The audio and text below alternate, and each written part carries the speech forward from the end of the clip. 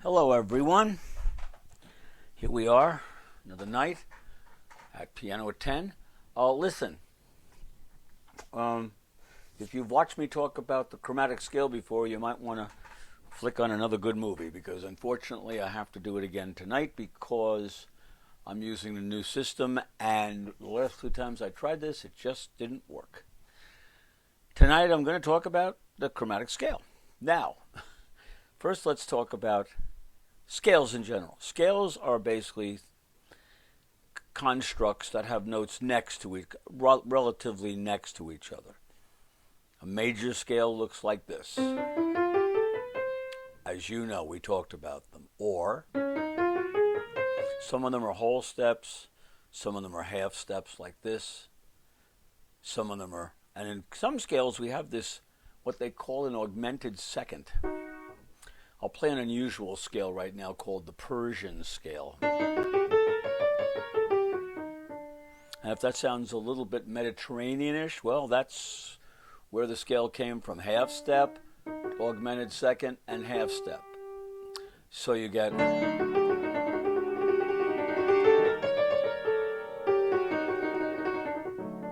Okay, so those are kind of cute. Anyway.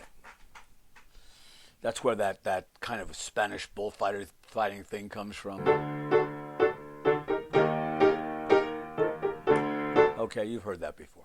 It's all based on that scale. Anyway, but the scale I want to talk about tonight is the chromatic scale. That means all the notes are right next to each other. Okay? Now, we look at our hands, we will see that the thumb really likes to play the white keys, as we said with the regular scales. But if we had to pick one other finger here to play the black keys, you could use two, but three, he's asking for it. He's the longest one of these fingers, of these three fingers. So we like to put him up on the black keys. It all works out so beautifully. I'll start here. Okay, now we got a problem, you see, because we have another white key. So that, too, would probably not have been the great choice for those black keys, because we actually have to use them for another white key occasionally, when we get to the E and the F and the B and the C. Okay? So,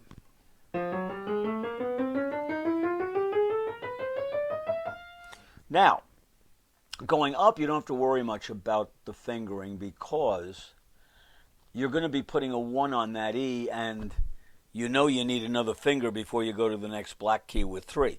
So going up is fairly simple. 2, 2, 2, 2. But if we start coming down, and if we start here, we'd start on 2, you'll see that your tendency might be to use the thumb. 3, 1, 3, 1, no, 2. 3, 1, 3, 1, 3, 2, 1, 3, 1, 3, 2, 1. So 2 is not automatic coming down. But, it's not automatic. 1 is the one you kind of want to use, but 2 you got to think about. Now the left hand has the same situation. When you're going up, 1, 3, 1, 3, 1, 3. If you put a 1, then you have nothing. The 3 is not going to be used. Got to be here. And I've seen kids do this. You want to see something funny? And they'll do that. And then they put the 2 and then the 3. They do all kinds of things. The whole hand ends up playing the piano from the other side of the piano. You got to be careful there. 2, 1, 2. So going up is the one you got to think hard. 2, 2, 2. 2. But coming down, you don't have to worry much, because the 1 does come next, and you realize you got to use the 2. 1, 3, 1, 3, 1, 2, 3, 1, 3, 1, 2, 3, 1, 3, 1, 3, 1, 2. Okay? So, now sometimes you'll see somebody start a chromatic scale on 2, which is, on 2, which would actually be correct. But if you were to end on that F, then it's fine. Putting a 1 there is fine. If it's a starting note, you can use anything, pretty much. So, Okay, so those are the two things. That's the fingering we use just pretty much 99%, 90% of the time. Again, it depends on context. Remember the business of if all the five fingers can play, or as many as you can get. I'm going to show you that in a second. Matter of fact, I'll show it to you now. There are some speed fingerings for the chromatic scale. There aren't a lot, but instead of playing, if I had to play from here down to here, and I use the regular fingering, 3-1, 3-1, 3-2-1, how fast can I go? I can go pretty quick.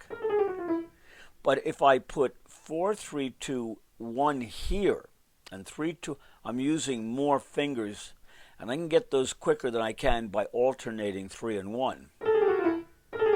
I can go much faster. You're not going to see this kind of stuff all the time, certainly. But if you had to do it really quick, well, then you have that. And that would require 4-3-2-1, 3-2-1, 3. So the 3-1 is still in there. You can't really get around that. So anyway, by playing bigger groups of fingers, you can always play things quicker. Like I showed you in the Sanson a couple of nights ago with the Book of Scales. I said he went here and here. You don't put fingerings on these. There's no way a fingering is going to play that any quicker than that. Now, one of the things about chromatic scales is they kind of sneak in and sneak out. Most pieces don't have a chromatic scale all of a sudden where you play a chromatic scale. They have a situation where all of a sudden there is a chromatic scale. And there are many flavors of these guys. You're always hoping it's in one hand and not in both. But if you do have both and you have unison, you'll see that. You'll see that more common than not. There will be unison playing with chromatic scales. But I also recommend that you practice two other ones. I recommend you practice the one on minor sixths.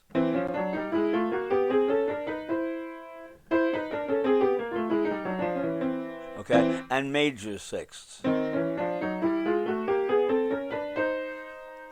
Major sixth being the distance of 9, 1, 2, 3, 4, 5, 6, 7, 8, 9, 10. Well, actually, it's actually 9 where you don't count the first one. 1, 2, 3, 4, 5, 6, 7, 8, 9, okay? But it's an E flat to a C or an E to a C. Although you can, of course, start on any of the resulting ones. Sorry. Yeah, they're common. They could be more common. When you have thirds, generally there are fingerings for one hand to do those. They're not easy and they can be tough at first, but in I would say half the cases where you have to play the two of them, the one hand sometimes is required to do them. Now, what pieces do we see chromatic scales in that are common? Well, one of them is Furales, and again, to show you getting into the chromatic scale and coming out of the chromatic scale is actually the bigger challenge here than the actual chromatic scale. This one is in triplets and comes out into regular eighths. Starts on a funky note.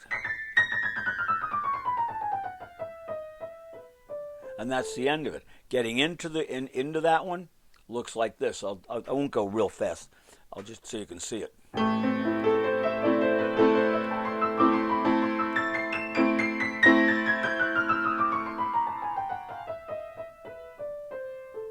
And that ends here. So that's when you go back in. So that scale, the bigger challenge there is going from your pineapples to the jellos, if you remember the rhythm subdivisions, or one end to two end into one end, two end, and making that connection. Gershwin, funny enough, did in Rhapsody in Blue, did two chromatic scales, and you really have to use two hands for it, a second apart. and he did them in threes.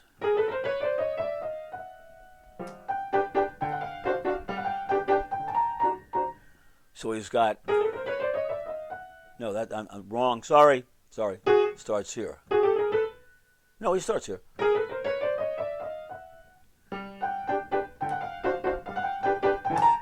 And there's a little chunk of a chromatic scale right there. And notice I don't go 1 3 1 3. I use 1 2 3 4. It's a lot better. Okay. Okay. So that's chromatic scales. That's a little thing about them, and most of the time they are blatant in a piece when you see them, and they can be written as sharps or flats.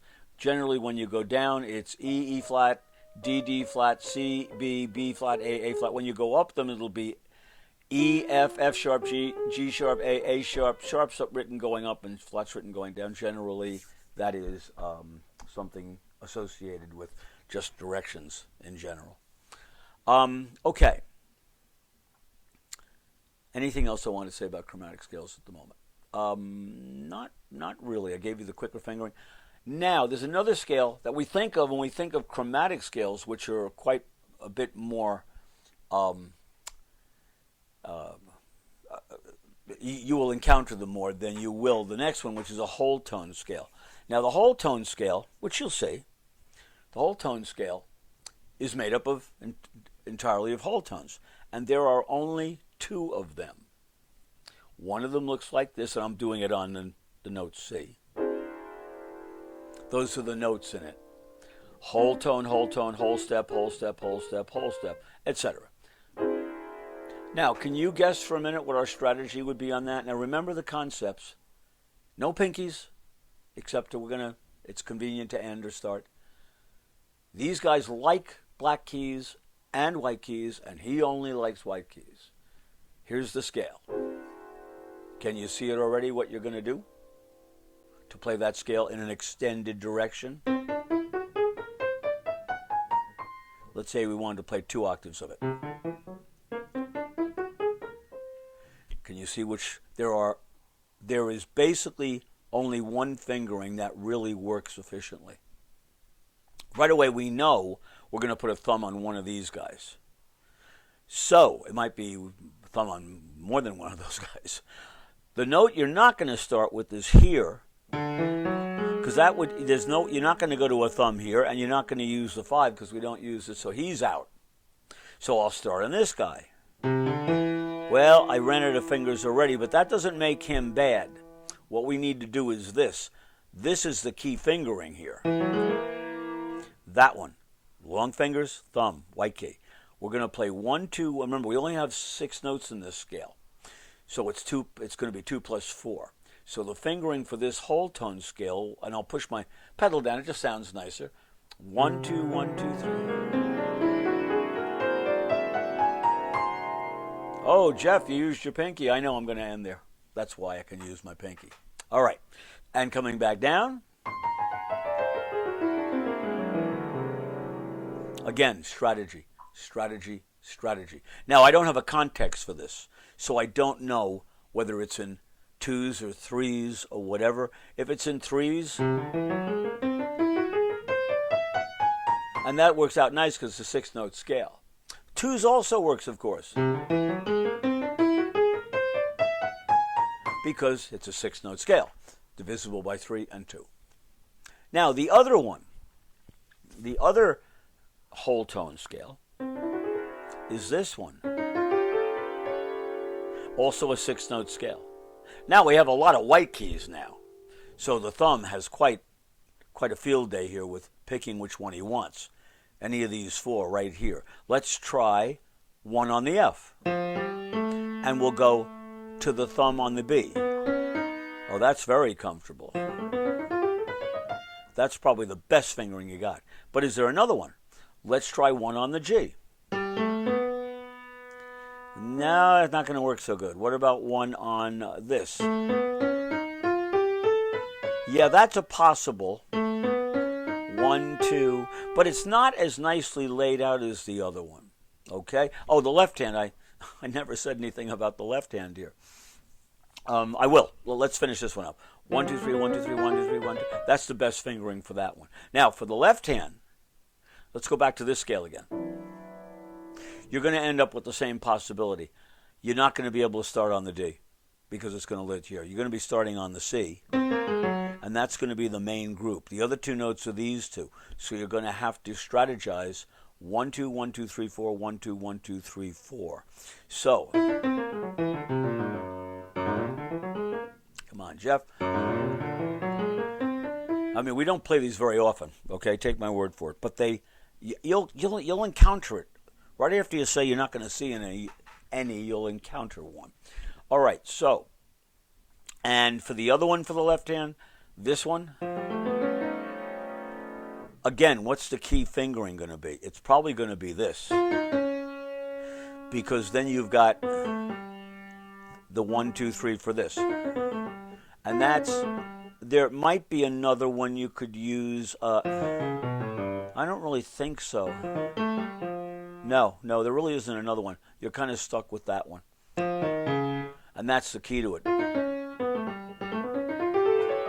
That one's nice and easy. So anyway, and why do I say there are only two of them? Well, here, let's look at it. Look at the first one. C, D, E, the 3 black keys, and the C. Now let me go up a step. We still have C, D, and E, and the 3 black keys. Okay? And if I go up another step, I still have the 3 black keys and C, D, E. So it's the same notes in both. There's only two of those scales. Here, same thing. I go up a step. It's going to be the same notes, slightly offset. Okay? So anyway, those are scales. I wanted to show you the strategy on those. To show you that, maybe I'll put a thing up on the site, PianoAt10.com, showing the fingerings for the chromatics and the whole tones, because they're limited. You don't have a lot of choices for those. And you might as well learn them. Oh, that was another one. I'll finish up by showing you this. In the list, I have to do it slowly, believe me. I do not play this piece. I've played through it a lot of times, and it's one of the toughies. The Don Juan Fantasy by Liszt. He does this roll, goes up a parallel chromatic scale. Then he does and not on a good note, by the way, on the E, on the E, right. He does contrary chromatic scales, okay? And they're rather nasty. I'll do the best I can.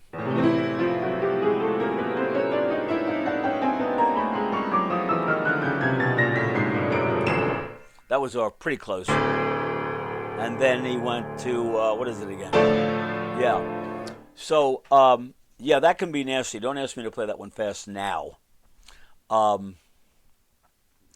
It's a wonderful effect, though. It really is.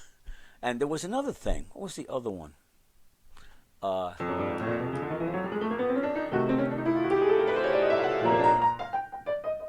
Yeah, the Moskovsky Sparks has that big chromatic scale run. But it's all timed out.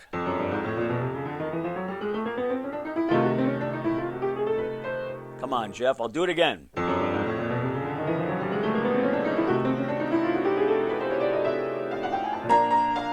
And comes right out of it. Again, the hard part of that one is coming out of it.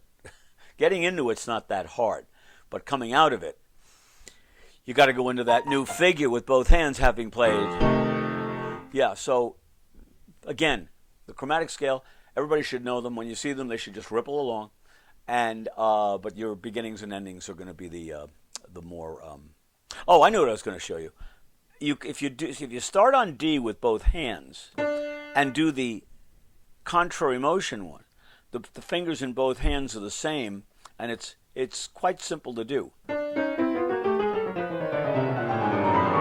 But that one's easy because the hands are mirroring each other. Not an easy word to say.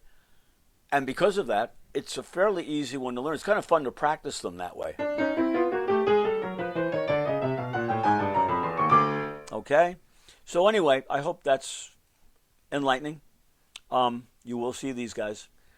And I will, I guess, see you tomorrow. I hope the new setting looks better and sounds better and is more enjoyable in that regard. Okay, so I'll see you tomorrow. Okay, and remember, where words fail, music speaks.